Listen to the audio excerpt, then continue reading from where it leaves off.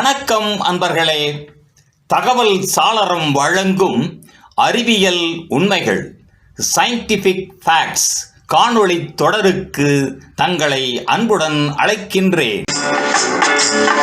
பறவைகள் பலவிதம், ஒவ்வொன்றும் ஒரு விதம். பாடல்கள். பறக்க முடியாத பறவைகளின் இறக்கைகள்.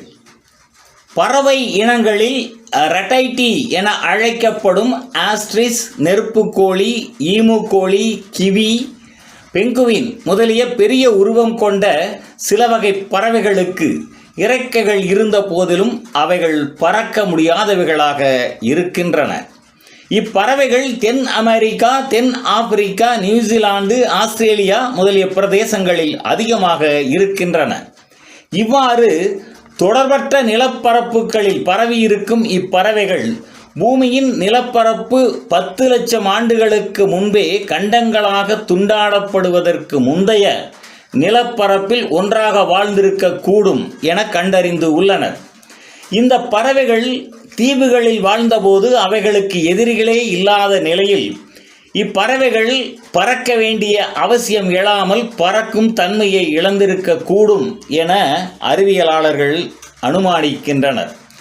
சில வகை பறவைகளுக்கு இது பொருந்தக்கூடியதாக இருந்த போதிலும் ஆஸ்ட்ரிச், ஈமு, கோசாவாரி முதலிய பறவைகளுக்கு எதிரிகளை தாக்குவதற்கான கூரிய நகங்கள் இருப்பது இந்த அனுமானத்துடன் பொருந்தவில்லை.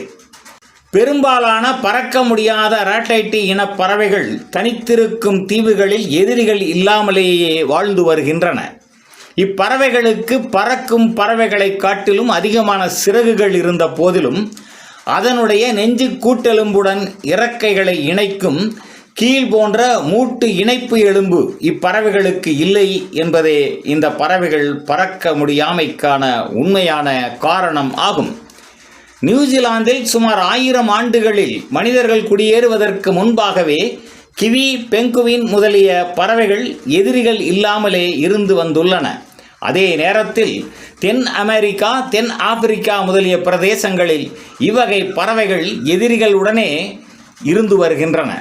இவ்வகை முரண்பாடுகள் காரணமாக பறக்கும் பறவைகள் முழு வளர்ச்சி அடையும் முன்னரே இனப்பெருக்கம் செய்ய தொடங்கி அதன் காரணமாக பறக்கும் தன்மையை இழந்திருக்கக்கூடும் என்ற கருத்தும் நிலவி வருகின்றது.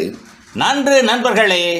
தகவல் சாளரம் வழங்கும் அறிவியல் உண்மைகள் தொடரின் பிறிதொரு காணொளியில் மீண்டும் சந்திப்போம். நன்றி, வணக்கம்.